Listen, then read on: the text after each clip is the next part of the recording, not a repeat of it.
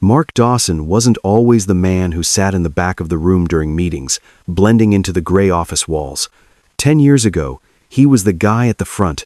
He had been a rising star at a top-tier consultancy in New York, a man with a sharp suit and an even sharper mind. He had Sarah by his side, a shared dream of a townhouse in Brooklyn, and a career trajectory that pointed straight to the top. But life had a way of rewriting the script. After the accident that took Sarah, the lights of Manhattan felt too bright and the pace too fast. Mark had walked away from it all to move to Seattle, seeking a quieter life where he could raise their daughter, Lily. He traded his high-pressure title for a safe analyst role at Vance Global. For the last 5 years, he had deliberately stayed in the shadows, choosing a steady paycheck and a predictable schedule over ambition. He needed to be a father first, and if that meant letting people like Brad Miller take the credit for his work, it was a price he was willing to pay. Tonight, that price felt particularly heavy. Mark clicked the save button and watched the progress bar crawl across the screen.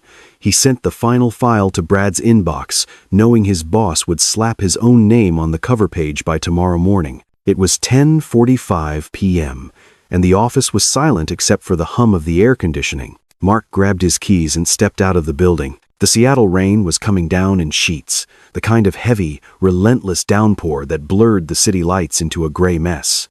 He hurried to his 2012 Ford Fusion, the door creaking as he hopped inside.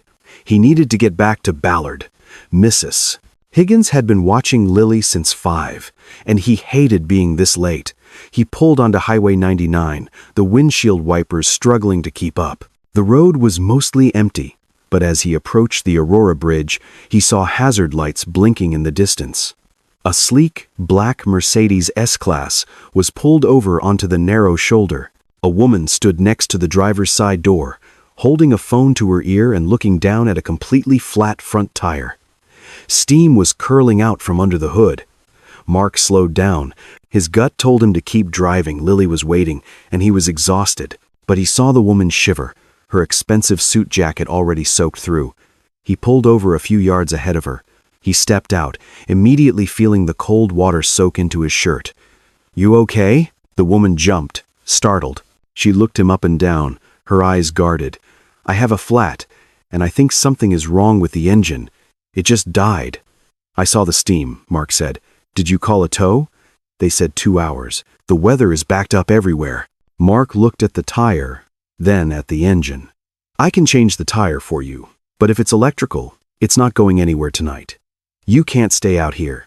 You'll catch pneumonia." "I don't have much of a choice," she said. "Look, I live 10 minutes from here in Ballard. I've got a heater, some tea, and a phone that actually gets a signal. We can wait for the tow truck there." She hesitated, looking at his beat-up Ford and then back at him. Mark realized he probably didn't look like much in his wrinkled work shirt and faded jeans. "I'm Mark. I work at Vance Global. I just finished a late shift." Her expression shifted slightly, a flicker of recognition crossing her face. "Elena?" she said. "And all right, Mark. Thank you." Mark worked quickly to swap her tire for the spare, but the engine was dead silent when she tried to turn the key. The electrical system had fried. He helped her grab her bag, and she climbed into the passenger seat of his Ford. The heater was already blasting, smelling faintly of old coffee and crayons. "Sorry about the mess," Mark said, clearing a stray Lego and a coloring book off the seat. "I have a 7-year-old. "It's fine," Elena said. She was hugging herself, trying to stop the shivering. "The tow truck company is on 15th Avenue, Mark said as he drove. "It's easier for them to pick up the car from here, and you can stay at my place until they call you. My neighbor is watching my daughter, so it's a full house. I appreciate this." Most people didn't even slow down. It's Seattle. People see the rain, and they just want to get home. They reached his small, 2-bedroom apartment in Ballard 10 minutes later. Mark led her inside, the warmth of the living room a sharp contrast to the freezing night. Mrs. Higgins was asleep on the sofa, a knitting project in her lap. She woke up as they entered. "Oh, Mark, you're back," she said, rubbing her eyes. "Lily went down an hour ago. She had a bit of a cough, but no fever." "Thanks, Mrs. Higgins." I'm sorry I'm so late. This is Elena. Her car broke down on the Chin Mui Chin. The older woman truyền đạt lại mọi việc rồi ra về. Một lúc sau, Elena bước ra khỏi phòng tắm trong chiếc áo hoodie đại học cũ của Mark. Cô trông bớt giống một nữ doanh nhân quyền lực và giống một người bình thường hơn. Better? Mark asked, handing her a mug of Earl Grey. Much, thank you, Mark. She sat down at the small dining table, cupping the mug in her hands. Mark stepped away to check on Lily, creeping into the bedroom to make sure his daughter was breathing okay. While he was gone, Elena's eyes drifted to the laptop screen. She wasn't trying to snoop, but the header at the top of the document caught her eye. Vance Global Solutions, Tanaka Strategic Initiative. She leaned in closer. She had seen this project before. Brad Miller had presented the preliminary phase to her last Friday. But as she scrolled through the open document on Mark's computer, her heart began to race. The analysis here was light years ahead of what Brad had shown her. There were deep-dive projections into Tokyo's market volatility that Brad had claimed were impossible to calculate. There were handwritten notes in the margins, pointing out flaws in the original logic flaws she had noticed herself, but that Brad had dismissed. She looked at the bottom of the screen. The file properties showed the author as Mark Dawson. Mark walked back into the room, wiping his hands on a towel. She's out cold. Cough seems better. Elena looked up at him, her gaze much sharper than it had been 10 minutes ago. She looked at the man who had changed her tire in the mud, then back at the screen. This project, Elena said, her voice flat. The Tanaka Initiative. You're the one who wrote this? Mark rubbed the back of his neck, looking a bit embarrassed. I'm an analyst for Brad Miller. I do the data work. He handles the presentations. Does he? Elena asked. Mark didn't catch the edge in her voice. Yeah, he's the face of the department. I just make sure the numbers don't lie. Why? Do you work in consulting too? Elena took a slow sip of her tea, her eyes never leaving the laptop. Something like that. Her phone buzzed. The tow truck was near. Elena stood up, her voice returning to the cold, professional tone she used in boardrooms. The truck is almost here. I should go. I'll drive you back down, Mark said, grabbing his keys. Don't worry about the hoodie. You can give it back whenever. I'll make sure you get it back, Mark, she said. In fact, I think I'll see you much sooner than you think. Mark watched her walk to the door, feeling a sudden, unexplained chill. He walked her back to his car, but as he reached for the door handle, he noticed a small, black leather card holder lying on the floor mat. He picked it up and saw the gold-embossed logo of Vance Global. Underneath, in bold letters, it read, Elena Vance, Chief Executive Officer. Mark's heart skipped a beat. He looked at the woman in his passenger seat, then at the card. He didn't say a word as he started the engine, but his hands began to sweat. He had just spent the last hour treating his CEO like a stranded stranger. He pulled back onto Highway 99, the silence in the car now heavy and suffocating. Elena got out at the tow truck without another word, her silhouette disappearing into the rain. Mark drove home in a daze. He sat back down at his desk, staring at the Tanaka report. He went to the file settings to close it, but his finger hovered over the last modified column.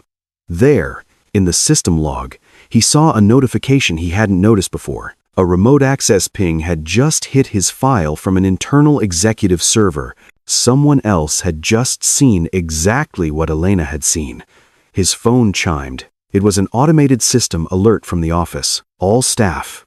Emergency mandatory meeting at 8 a.m. Attendance is non-negotiable. Subject: Leadership reorganization.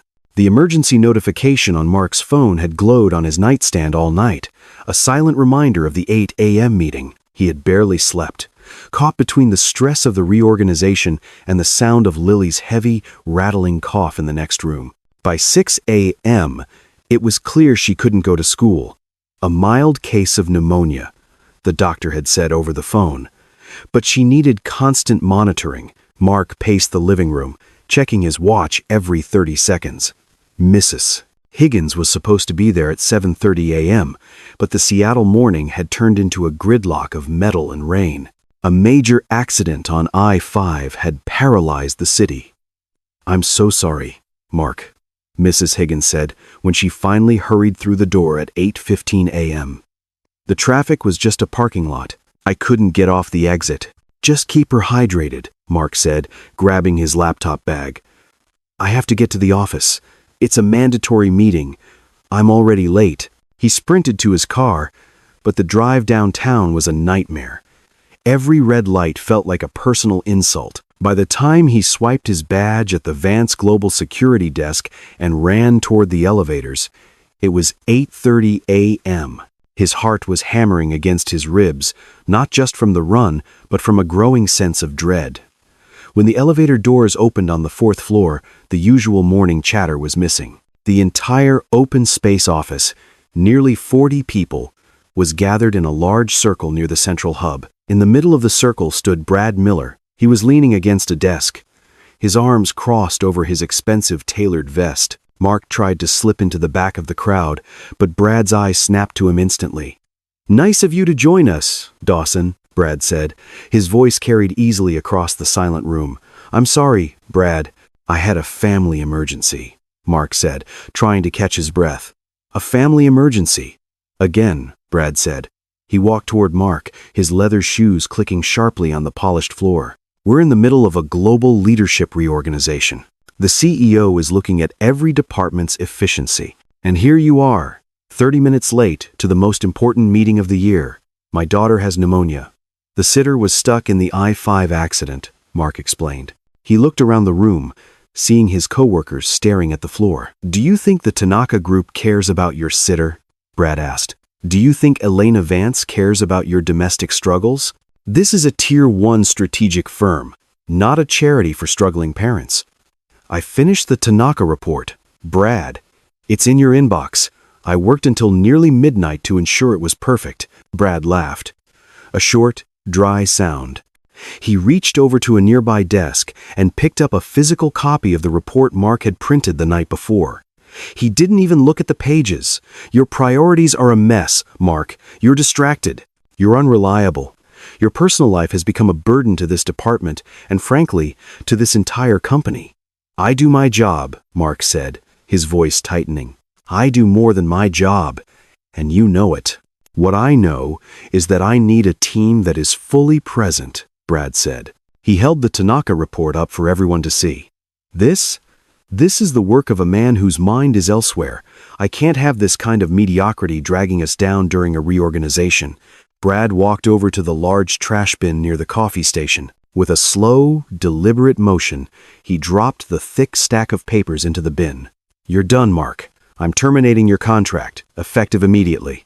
The silence in the office was suffocating. Mark stood frozen, his bag still draped over his shoulder. He thought about Lily's medicine, the rent for the Ballard apartment, and the 5 years he had given to this firm while Brad took every ounce of credit. "You're firing me for being late once?" Mark asked. "I'm firing you for being a liability," Brad replied. "Now, pack your things and get out before I have security escort you." From the mezzanine balcony overlooking the open floor, Elena Vance stood perfectly still. She was dressed in a sharp, slate-gray suit, her hair pulled back into a tight, professional knot. She watched Brad turn his back on Mark and start talking to the rest of the staff as if Mark had already vanished. Her face was a mask of cold indifference, showing nothing of the night before. Mark looked up, his eyes meeting Elena's for a split second. She didn't blink. She didn't nod. She simply turned and walked back into her glass-walled office. Mark felt a wave of humiliation wash over him. He walked to his cubicle, the eyes of 30 coworkers following him.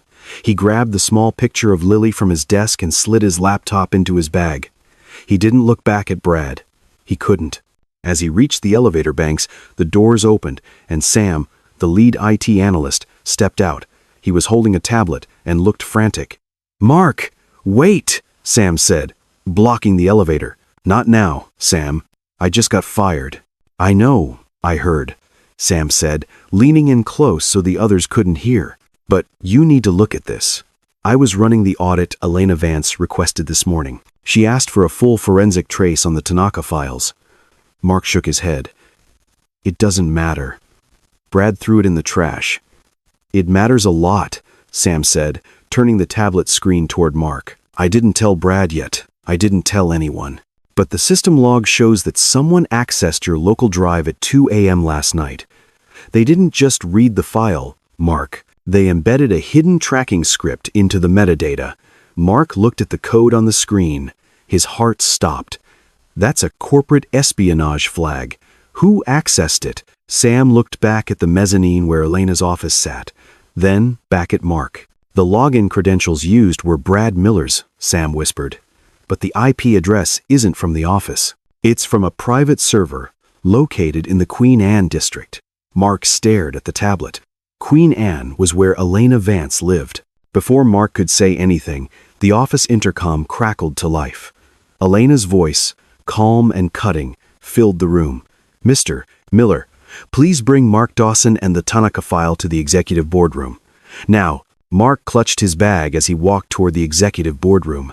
Brad followed right behind him, still looking like he had already won. The silence in the hallway felt heavy, but Mark's mind was racing with the information Sam had just shared. They entered the room, and Elena Vance was already seated at the head of the long mahogany table. A giant screen on the wall showed a Zoom interface, and Mr. Tanaka was waiting on the other side. "Sit down, both of you," Elena said. Brad pulled out a chair and sat with a confident posture. Mark stayed near the door for a second before Elena pointed to the seat across from Brad. "Mr. Tanaka," Elena said, turning to the screen. "Thank you for joining us on such short notice." "Of course, Elena," Mr. Tanaka replied. His face was stern. "But we have a serious problem. I was reviewing the final report sent by Mr. Miller this morning. I see a massive discrepancy in the volatility projections on page 42. If these numbers are wrong, the entire strategy is useless. I need an explanation immediately." Elena looked at Brad. "Mr. Miller, this is your report. Please explain the discrepancy." Brad cleared his throat and leaned toward the microphone. "Well, Mr. Tanaka, we noticed a minor glitch in the server during the final data pull. It's likely just a rounding error. My team is already recalibrating the model as we speak. A rounding error of 12%? Mr. Tanaka asked. "That isn't a glitch, Mr. Miller. That is a fundamental failure in the risk algorithm. How did you calculate the hedge ratio for the Tokyo market?" Brad hesitated. He shifted in his seat, his eyes darting toward the papers on the table. "We used a standard Gaussian model, adjusted for the current interest rates. We can have a revised version to you by the end of business today. The Gaussian model doesn't apply to this specific volatility curve," Mr. Tanaka said. "Anyone with basic knowledge of this project would know that." "Elena, I am concerned about the competence of the leadership on this initiative." Elena didn't look bothered. She pressed a button on the intercom. "Sam, please come in." The door opened, and Sam walked in carrying his tablet. He looked nervous but determined. He stood next to Elena and tapped a few keys, casting his screen onto the wall next to the Zoom call. "I've completed the forensic audit you requested, Miss Vance," Sam said. "Tell everyone what you found regarding the authorship of the Tanaka report," Elena said. "I tracked the metadata of every draft saved in the system over the last 48 hours, Sam said. Brad Miller's account opened the file 3 times this morning, but only for a total of 4 minutes. He didn't make a single edit. However, every line of the complex risk algorithm and the volatility curve was created and saved by Mark Dawson." Brad stood up. "That's a lie. I delegated the data entry to Dawson, but the strategy was mine." "It's more than just data entry, Brad," Sam said. "The entire model is secured with a unique digital signature. Mark Dawson's personal employee ID is embedded into the core logic of the algorithm. It's a failsafe that prevents unauthorized tampering. Only the person who wrote the code can access the back-end calculations." Elena looked at Brad. "You told me you spent all weekend writing this personally. You said Mark was just a burden to the team. He is. He's late. He's distracted. And yet," Elena interrupted, "he is the only one who knows how this model works. Mark, please look at page 42. Mr. Tanaka has a question about the volatility curve." Mark took a deep breath. He stood up and walked to the screen. He didn't look at Brad. He looked straight at Mr. Tanaka. "The curve isn't a discrepancy," Mr. Tanaka, Mark said. The 12% shift is due to the upcoming regulatory changes in the Japanese banking sector. I integrated a predictive model that accounts for the liquidity squeeze that will happen next month. The Gaussian model would have failed you.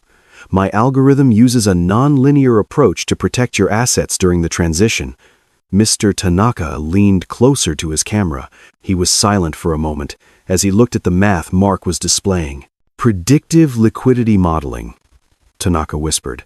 I haven't seen an analyst in the States use that approach in years. It's exactly what we were looking for. I can walk you through the entire hedge strategy right now, Mark said. Please do, Tanaka said, his tone finally softening. For the next 10 minutes, Mark explained the project with a level of detail that Brad couldn't even dream of. He was professional, clear, and confident. When he finished, Mr. Tanaka actually smiled. Elena, Tanaka said, this is the man I want leading our account.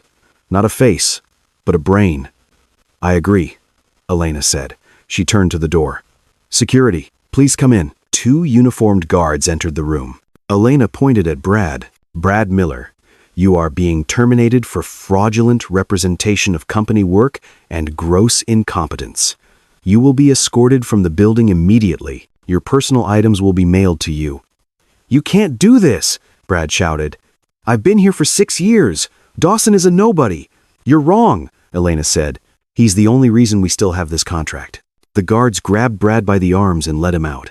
He was still yelling as the door slammed shut. The boardroom was finally quiet. Mark, Elena said, I'd like you to stay. We have a lot to discuss regarding your new role. Thank you, Miss Vance, Mark said. Elena waited until Sam and Mr. Tanaka had left the call. She leaned back in her chair and looked at Mark. The cold mask she wore in the office was still there, but her eyes were different. You're a talented man, Mark, she said, but don't think this is going to be easy. People like Brad have friends in this building, and news of this is going to spread fast. I just want to do my job, Mark said. You'll do more than that, Elena said. But before we move forward, there's something you need to see. She turned her laptop around and showed him a restricted internal log. Someone tried to delete your digital signature from the server 5 minutes before this meeting started, Elena said. It wasn't Brad. He doesn't have the technical skill. It was done from a terminal in the marketing department. Mark stared at the screen. Sarah Jenkins worked in marketing. And there's one more thing, Elena said, the IP address that authorized the deletion attempt. It's registered to your home address, Mark. Mark felt the blood drain from his face. That's impossible. Only I have that login. Then you should check on your daughter, Elena said, her voice dropping to a whisper. Because someone was in your apartment while you were here. Mark's heart was still pounding as he left the boardroom. Elena's warning about his home IP, and Lily felt like a cold blade against his neck. He called Mrs. Higgins immediately, his voice trembling as he told her to lock the doors. Lily was fine, still sleeping, and Mrs. Higgins confirmed that no one had come to the house. It was a digital intrusion, not a physical one. But the message was clear. Someone was watching him from inside his own sanctuary. The following Monday, Mark walked into the office as the new senior director. He was moved into Brad's old corner office, but the luxury felt hollow. As he walked through the open space floor, the silence wasn't respectful. It was cold. He went to the break room to grab a coffee before his first team briefing. He stopped just outside the door when he heard Sarah Jenkins's voice. She was the head of marketing and had been Brad's closest ally for years. I'm telling you, it was a total setup, Sarah said. Her voice was loud enough to carry to the hallway. Who just happens to be on Highway 99 inches a rainstorm right when the CEO's car breaks down? He probably followed her from the garage. You really think he planned a flat tire? Another voice asked. It sounded like one of the junior analysts. Please. It's Seattle. You can buy information on anyone if you have the right connections, Sarah replied. He's been a nobody for 5 years because he's a mediocre analyst. He knew his time was up with the reorganization, so he played the hero card. He probably loosened the lug nuts himself. Mark walked into the room. The silence was instantaneous. Sarah didn't look embarrassed. She just smiled at him, a sharp, fake expression that didn't reach her eyes. Good morning, Mark. Or should I say, Director Dawson? Sarah said. Morning, Sarah, Mark said, keeping his voice steady. "I'd appreciate it if we kept the focus on work. We have a lot of catching up to do on the Tanaka account." "Oh, I'm sure you've got it all under control," Sarah said, tossing her empty cup into the trash. "Since you're so good at being in the right place at the right time." She brushed past him, her shoulder hitting his. The other employees quickly followed her out, leaving Mark alone in the room. Lunchtime was no better. Mark decided to walk down to Pike Place Market, hoping the fresh air and the bustle of the crowds would clear his head. He saw a group of his co-workers, people he had worked with for years, sitting at a long wooden table near the chowder stand. He walked over, holding his sandwich. "Mind if I join you guys?" The group looked at each other. Chris, a guy Mark had helped with data modeling dozens of times, looked down at his tray. "Actually, Mark, we were just heading back," Chris said. "Got a big deadline." The table cleared out in less than 30 seconds. Mark stood there, a senior director with a $5 million account, feeling like a ghost. He looked at his phone and saw a notification from a private messaging app he didn't recognize, an invite to a group called the Real Vance Global. He clicked it. The chat was filled with screenshots and memes. One was a photo of his old, rusty Ford parked next to Elena's Mercedes on the night of the storm. The caption read, "The Gold Digger's Chariot." Another message from an anonymous user said, "Wonder how much he's charging her for the tire change service." Mark turned off his phone and walked back to the office. He tried to focus on the spreadsheets, but Sarah's words kept echoing in his mind. She wasn't just gossiping. She was systematically destroying his reputation before he could even start his new role. He stayed late, trying to ignore the whispers that started every time he walked to the printer.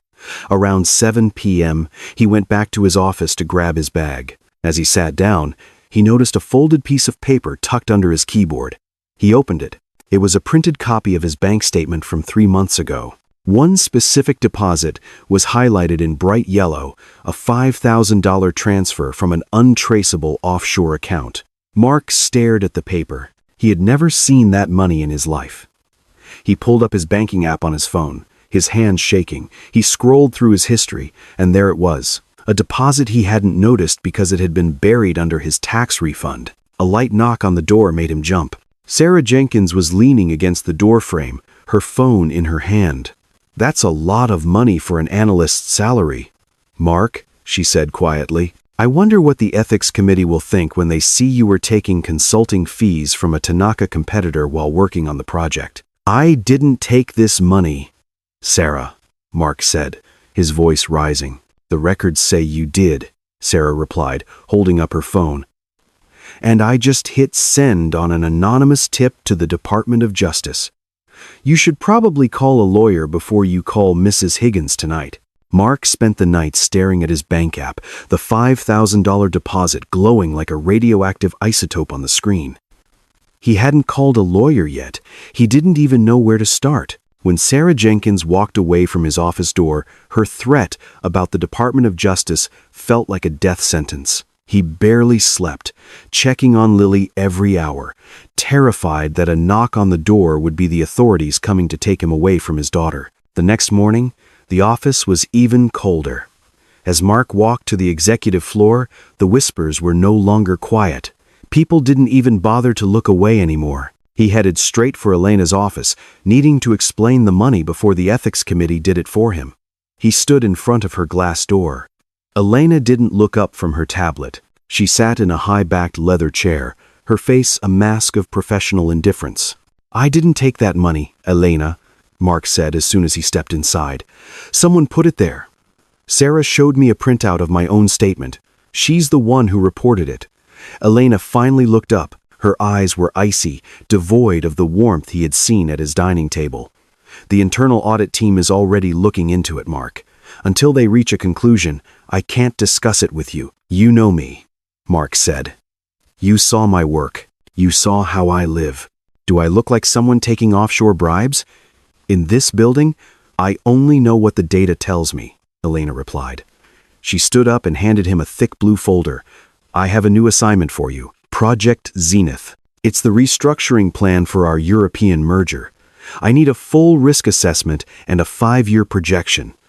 Mark opened the folder. His heart sank. This is a 3-week job for an entire team, Elena. The data isn't even cleaned yet.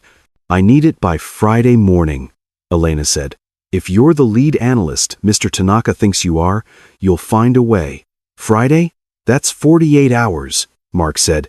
You're setting me up to fail. I'm giving you an opportunity to prove your value is greater than the drama surrounding you, Elena said.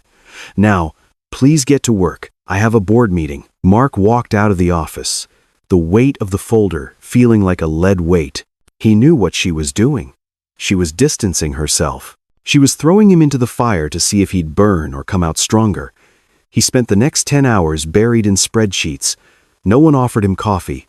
No one asked for his input on other projects. He was an island in the middle of a crowded floor. Sarah Jenkins walked by his glass office several times, always with a smug smile, her phone never far from her hand. Around 6 p.m., Mark went to the break room for a refill. He saw David, a junior analyst who had started only 3 months ago, sitting at a table with his head in his hands. David's laptop was open, showing a screen full of red error codes. Tough day? Mark asked. David looked up. Startled, he glanced toward the door, checking to see if Sarah or her friends were watching. I messed up the data scrape for the marketing quarterly. If I don't fix this by tonight, Sarah is going to have my head. Mark looked at the screen. It was a simple syntax error in the Python script, but for a panicked junior, it looked like a catastrophe. Here, Mark said, leaning over. You're missing a closing bracket in the loop, and your API key is calling the wrong table. Change this to table B and it'll run. David tapped the keys. The red disappeared, replaced by a clean flow of data. Oh man. Thank you, Mark. Seriously, I was losing my mind. Don't worry about it, Mark said. Just keep it between us. I don't want you getting in trouble for talking to the liar. David looked guilty. I don't think you're a liar, Mark, but you know how it is. I know how it is, Mark said. He grabbed his coffee and walked back to his office to continue his impossible task. Upstairs, in her darkened office, Elena Vance sat in front of a wall of monitors. She wasn't looking at stock prices or merger news. She was watching the high-definition feed from the 4th floor break room. She had seen the entire interaction with David. She saw Mark help a kid who had been part of the group mocking him at lunch. She saw him do it without asking for credit or even a thank you. She looked at a separate monitor showing Mark's Project Zenith file. He was already 30% through the risk assessment. His logic was flawless, his speed incredible. She picked up her phone and dialed a private number. Sam, I need you to run a deep dive on the marketing department's expense accounts. Specifically, look for any transfers to offshore shells in the last 90 days. And Sam, don't tell anyone I asked. Not even Mark. She hung up and watched Mark on the screen. He was rubbing his eyes, looking exhausted, but he hadn't stopped typing. Just as she was about to turn off the monitor, a red alert flashed on her system.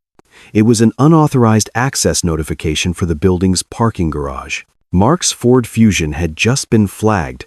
The system reported that someone was currently using a master bypass key on the driver's side door. Elena leaned in, her heart racing. Mark was still in his office. Mrs. Higgins and Lily were in Ballard. She flipped the camera feed to the garage. A figure in a dark hoodie was leaning into Mark's car, their hands moving quickly over the center console. After a few seconds, the figure pulled out a small, white envelope and tucked it under the passenger seat. The person looked up for a split second before closing the door. Elena froze. It wasn't Sarah Jenkins. It was Brad Miller. He wasn't supposed to be in the building. Her phone buzzed. It was a text from an unknown number sent to her private line. Check Dawson's car. The rest of the bribe money is in the glove box. End this now, Elena. The morning after Elena saw Brad Miller in the parking garage, Mark felt like he was walking through a minefield. He had found the white envelope tucked under his passenger seat, $10,000 in cash. He hadn't touched it. He hadn't even told Mrs. Higgins. He knew it was a plant. A final nail in the coffin Sarah and Brad were building for him. He had intended to go straight to Elena's office to hand it over, but the moment he stepped onto the 4th floor, the world collapsed. The usual hum of the office had been replaced by a sharp, high-pitched alarm from the server room. People were standing up at their desks, staring at their monitors in horror. "What happened?" Mark shouted, running toward the central hub. "The cloud!" one of the junior analysts yelled. "The entire Tanaka directory just wiped. It's gone, Mark." In the middle of the chaos, Sarah Jenkins was standing over David's shoulder, her face flushed with a mix of anger and panic. Her hands were shaking as she pointed at the screen. "I was trying to sync the marketing assets," Sarah screamed. "The system asked for a global override, and I thought it was the standard update. Everything is overwritten. 7 months of work is just flat data." "Did you check the backup caches?" Mark asked, pushing his way through the crowd. "The caches are locked." Sarah turned on him, her voice dripping with venom. "This is exactly what I said would happen. You changed the admin permissions yesterday, Mark. You wanted to play director, but you don't know the first thing about server architecture. You left the cloud open for a total overwrite." "I didn't change the permissions, Sarah," Mark said. "The log says you did," she fired back, looking around at the 30 confused employees. "He's been in that office for 3 days trying to look busy, and now he's nuked the biggest contract in the history of this firm. We're done." "Mister, Tanaka's going to sue us into the ground." The office erupted into whispers. People looked at Mark with a mixture of fear and resentment. The gold digger narrative was now being replaced by incompetent liability. "Everyone, listen to me." Mark's voice cracked across the room like a whip. "Step away from your desks, right now. If you keep trying to refresh the directory, you're going to corrupt the metadata that's left." "You don't tell us what to do," Sarah snapped. "I'm calling a board emergency." "Sarah, sit down," Mark said, his voice dropping to a low, dangerous calm. "You made a mistake. I'm going to fix it, but I need everyone to be silent so I can think." The room went quiet. It wasn't that they trusted him, but the sheer weight of his confidence stopped the panic. Elena appeared at the mezzanine railing, her eyes fixed on Mark. She didn't say a word, but her presence was felt like a heavy shadow. "Sam," Mark called out, "get the local mirrors from the last 6 hours. David, go to the cooling room and pull the physical drive from the secondary rack. I need it in my office 5 minutes ago." "Mark, the local mirrors were wiped too," Sam said, his voice trembling.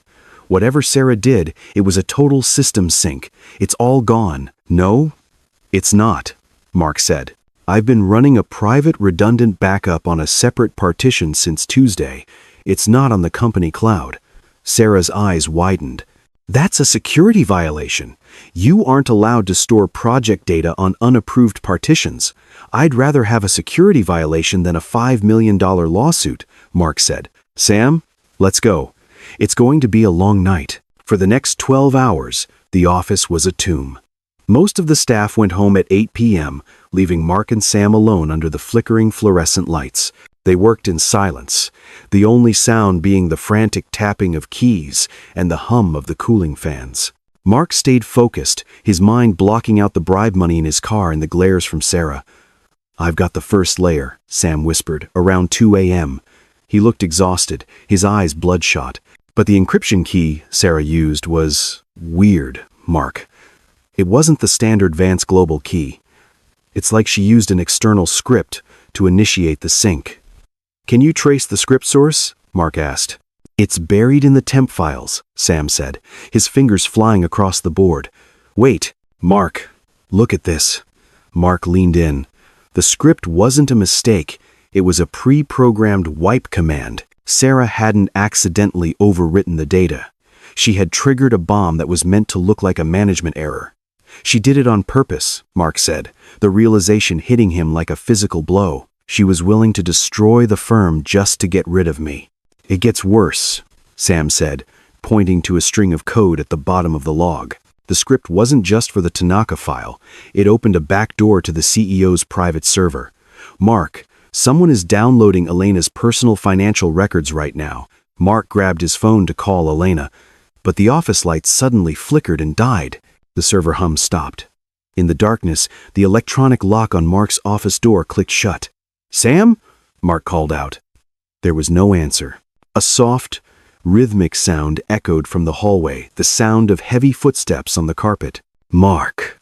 A voice whispered through the ventilation grate. It was Brad Miller. I told you that you were a nobody. Now, you're just a ghost. Suddenly, the smell of smoke began to drift through the door. The server room was on fire. The smoke from the server room was thick and acrid, but the fire had been small, just a bundle of wires Brad had torched before fleeing. Mark had used the extinguisher under his desk to kill the flames, and now he stood in the dim emergency lighting, his lungs burning. He's gone, Mark said, leaning against the wall. He must have used the service elevator. Elena stepped out of her glass office. She wasn't wearing her blazer anymore, just a white silk blouse with the sleeves rolled up. She looked tired, but her eyes remained sharp. I've already alerted the building's night security. They're locking down the garage. It doesn't matter, Mark said. The cloud is ruined. Sam is still in the server room trying to see what's salvageable, but Sarah's script did its job. We've lost months of data. Not all of it, Sam called out, walking back into the office. He was covered in soot, but he was holding a fiber optic cable. Mark, if you have that local partition you mentioned, we might be able to bridge it. But the encryption is a nightmare. Mark reached into his bag and pulled out a battered, silver external hard drive. It was scratched and old. A relic from 3 years ago. What is that? Elena asked. My insurance policy, Mark said. For 2 years, Brad took every file I finished. He'd delete my drafts from the company server, so there was no paper trail. He told me it was for security, but I knew what he was doing. So, I bought this. Every night before I left, I backed up my raw work to this drive. I paid for the encryption software out of my own pocket. He plugged the drive into the main terminal. The computer chirped, and a password prompt appeared. Mark typed in a long string of characters. If this works, Sam said, I can push this to the main Tanaka directory and restore everything. The drive hummed to life. Folders began to populate the screen. 2022 archive. 2023 archive. 2024 current. Open the Tanaka folder, Elena said. Mark clicked it. The files were all there, perfectly preserved. But as he opened the metadata to check the file integrity, the screen showed more than just the text. It showed the version history.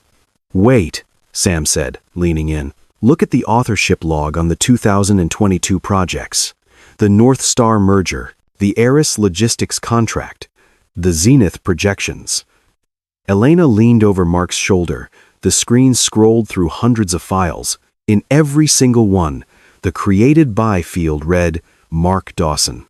The last modified by field showed a long list of edits by Mark, spanning months. At the very end of each log, there was a final entry. Brad Miller, action, rename file. Action, update cover page. Every success this firm has had in the last 2 years, Elena whispered. It was you.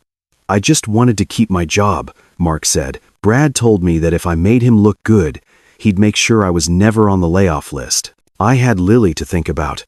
I couldn't risk being unemployed. You did the work of a partner while he was playing golf, Elena said. Her voice was quiet, filled with a mix of anger and something Mark couldn't quite identify. Sam, can you restore the Tanaka file now? Mark asked, trying to change the subject. Yeah, I'm on it, Sam said. He was typing frantically. I'm going to run a global sync. It'll push the recovered data back into the Vance Global Cloud and clear out Sarah's corruption script. It'll take about 10 minutes. Sam was exhausted. His fingers were flying across the keyboard, but his bleary eyes missed a setting in the sync protocol. He was supposed to push the data to the private executive folder. Instead, he had checked the box for public corporate dashboard. Syncing now, Sam said, hitting the enter key. Mark and Elena watched the progress bar. Suddenly, the giant 80-inch monitors scattered across the open-floor office flickered to life. The same monitors that usually showed stock prices and company news were now glowing with bright white text. Sam, Mark said, his heart dropping. What did you do? I hit sync, Sam said, looking at his tablet. Wait. Oh no. I pushed the metadata audit to the internal intranet. It's on every screen in the building. It's on the lobby monitors. The screens began to scroll through the last 24 months of version history. It was a rolling list of every project Vance Global had won. Thousands of lines of data were broadcasting the truth. Mark Dawson was the author of everything. Brad Miller was a fraud. Sarah Jenkins was an accomplice. "Can you turn it off?" Elena asked. "The system is locked during a global sync," Sam said, his face pale. "It'll be up there for the next hour. Anyone who walks into this building, the janitors, the early arrivals, the security guards, they're all going to see it." "Good," Elena said. She looked at Mark. "Let them see it. It's about time they knew who actually runs this company." Mark sat back in his chair, watching the history of his life's work flash across the dark office. For the first time in years, he didn't feel like a ghost. He felt seen. The elevator chimed. Mark checked his watch. It was 3:45 a.m. The doors opened, but it wasn't a security guard. Sarah Jenkins stepped out. She was wearing a trench coat, her hair disheveled, and she looked like she had been crying. But she wasn't alone. Two men in dark suits followed her. One of them held up a badge. "Mark Dawson?" the man asked. "I'm Special Agent Carter with the FBI. We received an anonymous tip regarding corporate espionage and an offshore bribe. We have a warrant to search this premises and your vehicle." Sarah looked at the giant monitors scrolling through the truth of her lies, then back at Mark. A cold, twisted smile formed on her lips. "It doesn't matter what those screens say, Mark," Sarah said. "The police found the $10,000 in your car 5 minutes ago. The FBI didn't arrest Mark." Elena had stepped forward with the parking garage footage showing Brad Miller breaking into the Ford Fusion. The agents had taken the envelope as evidence and left to find Brad, leaving Sarah standing in the lobby with a look of pure shock. Her last-ditch effort to frame Mark had collapsed within minutes. And now, as the sun rose over Seattle, the truth was plastered on every screen in the building. By 9 a.m., the office was full. Sarah stood at her desk, paralyzed, staring at the monitors. The rolling logs showed her name next to the delete commands, and Mark's name next to every major success the company had ever had. The glass doors at the front of the office slid open. Mr. Tanaka walked in, followed by two assistants. Elena stood up from her desk on the mezzanine to greet him, but Tanaka didn't head for the stairs. He walked straight through the center of the open-plan office. He stopped at Mark's cubicle. The entire office went silent. "Mark Dawson," Tanaka said. Mark stood up, feeling the eyes of 30 people on him. "Yes, Mr. Tanaka?" Tanaka didn't wait for Elena to introduce them. He reached across the desk and took Mark's hand in a firm grip. "I spent the morning reviewing the data Sam pushed to the cloud. I saw the digital signatures. I saw the history of this project. I was just doing the work, sir," Mark said. "No," Tanaka replied. "You were protecting the integrity of the data while others were trying to destroy it. Thank you for your honesty, Mark. I am glad you are the one in charge of my interests now." Tanaka finally looked up at Elena and gave a respectful nod, but the message was clear. Mark was the reason the deal was alive. As Tanaka moved toward the executive boardroom with Elena, the tension in the room broke. Chris, the analyst who had walked away from Mark at Pike Place Market, was the first to approach. "Mark," Chris said, looking at his shoes, "I'm sorry. I should have known better than to listen to Sarah. We all saw the logs. You've been carrying this whole floor for years." "It's fine, Chris," Mark said. "It was a messy situation." "No, it's not fine," another voice added. "It was David, the junior analyst. We sat there and watched Brad treat you like garbage. We didn't say anything. I'm sorry." One by one, the people who had mocked him over the last week came to his desk. There were no grand speeches, just quiet apologies and handshakes. Mark accepted them all. He didn't want to be the hero. He just wanted to be part of the team again. Later that afternoon, Mark was called into the HR office. Sarah was sitting there, her face pale and her eyes red from crying. Elena was standing by the window.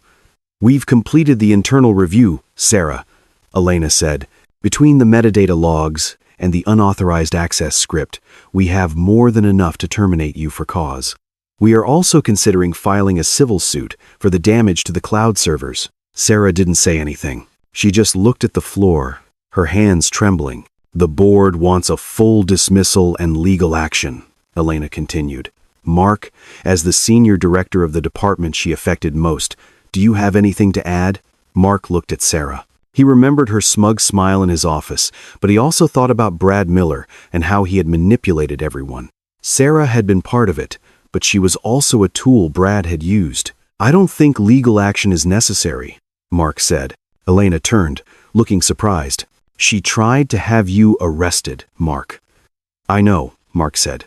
"But the data is recovered. The contract is safe. I don't want to spend the next year in a courtroom. I'd rather just move forward. Sarah, you made a mistake, but I know Brad was in your ear for a long time. I think a transfer to the regional branch in Portland is enough. Let her start over somewhere else." Sarah finally looked up. She stared at Mark as if she couldn't believe what she was hearing. "You're letting me keep my job? I'm letting you have a second chance," Mark said. "Don't waste it." Sarah let out a jagged breath and covered her face with her hands. "I'm so sorry, Mark. I was so jealous of how much Tanaka liked you. I thought if I stayed with Brad, I'd be safe." "You don't have to be safe by hurting people," Mark said. He left the room before she could say anything else. He felt a strange sense of relief. The anger he had been carrying was gone. He went back to his desk to finish the final Tanaka report. He worked through the late afternoon, the office feeling warmer and more relaxed than it had in years.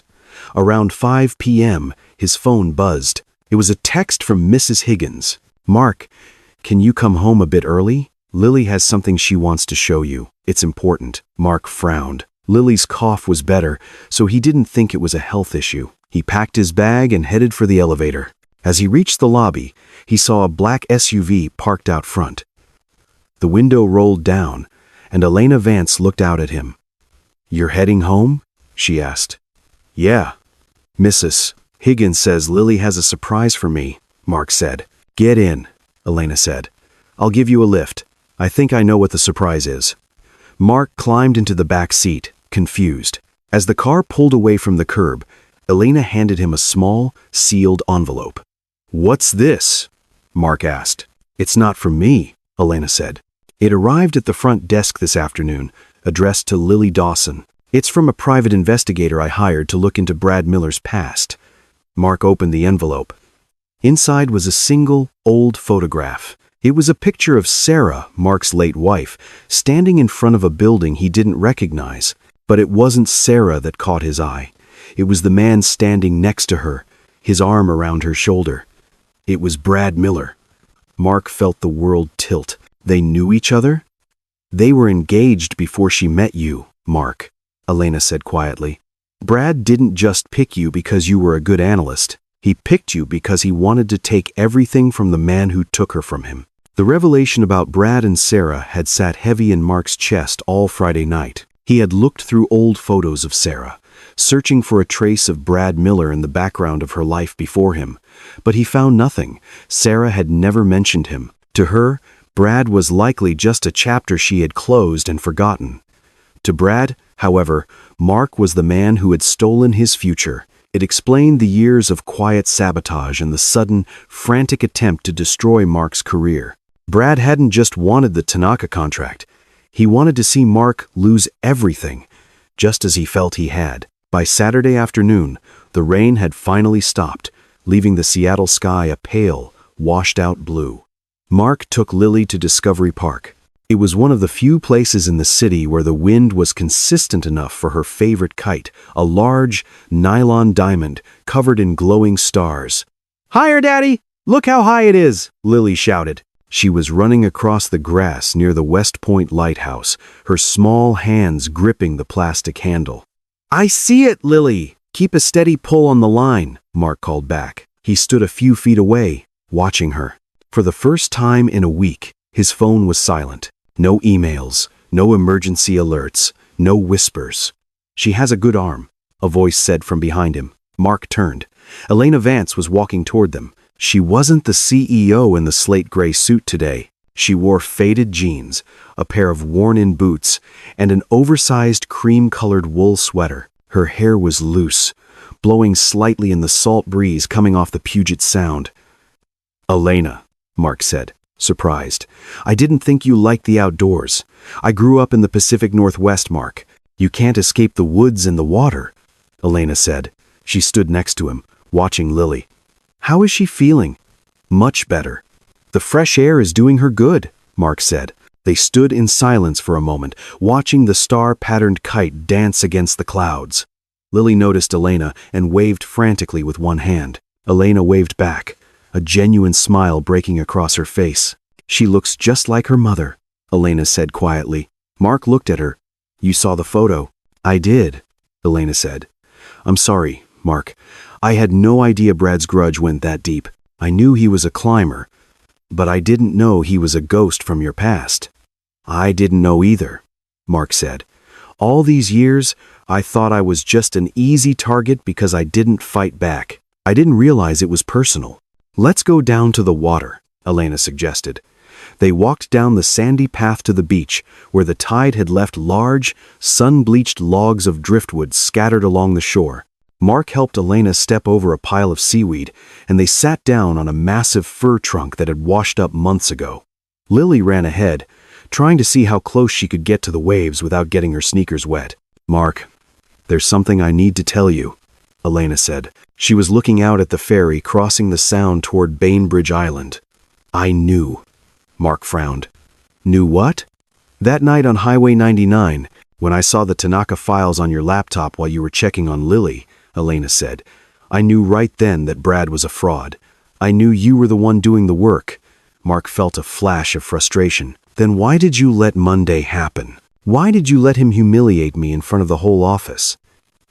"You let him throw my work in the trash, Elena, because if I had stepped in then, you would have always been the guy the CEO saved," Elena said.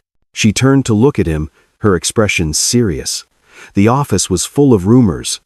Brad had spent years convincing everyone you were incompetent. If I had just fired him and promoted you, no one would have respected you. They would have thought I was playing favorites for some personal reason. So you put me through all that just to prove a point? "I put you through that because I knew you could handle it," Elena said. "I needed the office to see Brad fail on his own. I needed them to see your digital signature, your logic, and your integrity. I needed you to stand on your own 2 feet so that when you took that office, no one could say you didn't earn it." Mark looked down at the sand. He thought about the long nights, the stress, and the fear of losing his daughter's stability. It was a big risk. It was, Elena admitted. But look at them now. Chris, David, even Sarah, they don't look at you as a victim. They look at you as the guy who saved the company when everything went dark. You earned their respect, Mark. I just provided the stage. Mark sighed, the tension finally leaving his shoulders. "I guess I should thank you." "You don't have to," Elena said. "You saved me first. On that road, you didn't know who I was. You just saw someone who needed help. That's why I knew you were the right person for the job, not because of the math, but because of the man." Lily came running back to them, her face flushed and happy. "Daddy, the kite wants to go to the stars. Can we go to the stars too?" Mark laughed and pulled her into a hug. "Maybe not today, Lily, but we can watch them tonight." "Can Elena watch them too?" Lily asked, looking up at the woman in the oversized sweater. Elena looked at Mark, an unspoken question in her eyes. The barrier between CEO and analyst had completely vanished. "I'd like that," Elena said to Lily. "I've always wanted to know more about the stars."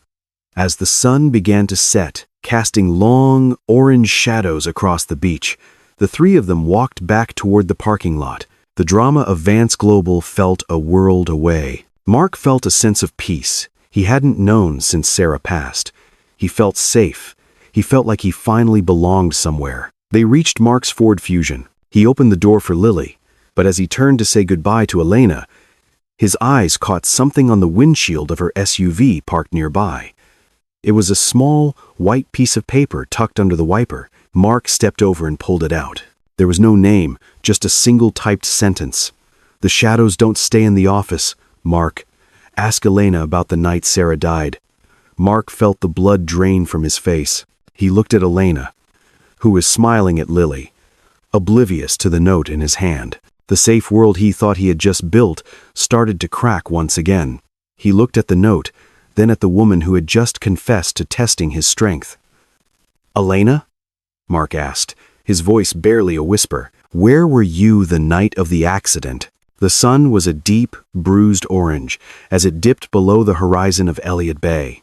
The aggressive winds of the afternoon had settled into a gentle salt breeze, and the park was beginning to empty. There was no grand celebration for the victory at the office, no champagne, and no speeches. There was only the sound of the water hitting the shore and the quiet presence of three people who had finally found their footing. Lily was exhausted. Her star-patterned kite was now grounded, the long tail tangled around her legs. Mark knelt on the grass, his fingers working patiently to untangle the nylon and wind the string back onto the plastic handle. It was a slow, rhythmic task. "Here, let me take that," Elena said. She didn't wait for Mark to respond. She reached down and picked up Lily's heavy canvas art bag, slinging it over her shoulder. The expensive wool of her sweater pressed against the bag's messy charcoal stains and stray crayons. She didn't seem to notice. "Thanks, Elena," Lily murmured, leaning her head against Elena's arm for a second. "You're a good helper." "I'm happy to help, Lily," Elena replied, her voice softer than Mark had ever heard it in the halls of Vance Global. Mark finished winding the string and tucked the kite under his arm. He looked at Elena, seeing her standing there with his daughter's messy bag, her hair blown about by the sea air. She looked nothing like the woman who had fired Brad Miller in a boardroom 3 days ago. She looked like she belonged here, in the quiet, messy reality of his life. They walked slowly toward the parking lot. Mark helped Lily into the back seat of his old Ford Fusion. The car was dusty, and the floorboards were cluttered with empty juice boxes and old-school papers, but Elena didn't hesitate. She watched as Mark buckled Lily in, the little girl's eyes already half closed. Mark turned to Elena's black company SUV, which was idling nearby. The driver was standing by the door, waiting to whisk her back to the pristine silence of her Queen Anne estate. "Your car is waiting," Mark said. Elena looked at the sleek black vehicle, then back at Mark. She looked at the worn seats of the Ford and the child falling asleep in the back. "Tell him he can go," Elena said. Mark blinked. "You sure? It's a long ride to Ballard in this old thing. It doesn't have seat warmers." Elena smiled, and for the first time, the smile reached her eyes without any trace of the CEO mask. "I think I'll be plenty warm. I'd rather take the long way home with you two." Mark nodded, a feeling of immense relief washing over him. He watched as Elena walked over to her driver, said a few words, and waved him away. The SUV pulled out of the lot, leaving them alone in the darkening evening. Elena climbed into the passenger seat of the Ford. The door shut with a heavy, metallic thud. Mark got behind the wheel and started the engine. It sputtered and groaned before settling into its familiar, shaky idle. "Sorry about the smell," Mark said, pulling out of the lot. "Lily spilled a milkshake back there 3 months ago. I've tried everything, but on rainy days, it comes back." "It's okay, Mark," Elena said, leaning her head back against the seat. "It smells like a home. I've spent too much time in cars that smell like nothing at all." As they drove out of Discovery Park and onto the main road toward Ballard, the silence in the car became comfortable. It wasn't the suffocating silence of the boardroom or the tense silence of the Highway 99 breakdown. It was the kind of silence that existed between people who didn't need to explain themselves anymore. In the back seat, Lily had finally drifted off. Her head was tilted to the side, her breathing deep and even, perfectly safe in the cocoon of the car. Mark navigated the evening traffic, his eyes on the road. The streetlights of Seattle began to flicker on, casting a dim, amber glow over the dashboard. He glanced at Elena. She wasn't checking her phone. She wasn't thinking about the 30 employees who were likely still gossiping about them in the Vance Global break room. She was just looking out the window at the city lights, her hand resting near his on the center console. They didn't need to make any promises. They didn't need to define what they were to each other or justify their relationship to the world outside. The gossip of Sarah Jenkins, the greed of Brad Miller, and the pressure of the Tanaka contract felt miles away. "You okay?" Mark asked quietly as they crossed the bridge. "I feel safe," Elena said. She didn't look at him, but she moved her hand, her fingers lightly brushing against his wrist. For the first time in a very long time, "Mark, I feel like I don't have to be on guard." "Me too," Mark said. The car rolled under the dim streetlights of the Ballard neighborhood. The rain began to fall again, a soft, misty drizzle that blurred the edges of the world. But inside the Ford Fusion, it was warm. Mark pulled up to the curb in front of his apartment building. He didn't put the car in park right away. He just sat there for a moment, listening to the rain on the roof and his daughter's quiet breathing in the back. He looked at Elena, and she looked back at him. In that small, cramped space, the pieces of their lives broken by loss, by ambition, and by loneliness seemed to fit together. They were quiet, resilient pieces, and they were finally forming something whole. Mark turned off the engine. The car went silent, but the warmth remained. He didn't need a grand announcement or a celebration. He had everything he needed right here. "We're home," Mark whispered. Elena nodded, her hand finally closing over his. "Yes, we are." The car sat still under the fading light of the Seattle sky. Three people anchored together in the middle of a world that had finally stopped spinning. They were safe. They were together. And for now, that was more than enough. And that was tonight's bedtime story. Thank you so much for joining us on this journey through the rainy streets of Seattle, and for staying with Mark and Elena until the very end. We truly appreciate you spending your valuable time with us. How did the conclusion of this story make you feel? Did Mark's resilience and Elena's silent support touch your heart? We would love to hear your thoughts and reflections in the comments below. Have you ever experienced a moment where a simple act of kindness or staying true to yourself changed the course of your life? There is a profound humanitarian lesson tucked within these single dad stories. In a world that often rewards the loudest and the most aggressive, true strength actually lies in quiet integrity and unwavering kindness. Mark's journey as a single dad reminds us that we don't need to shout to be heard.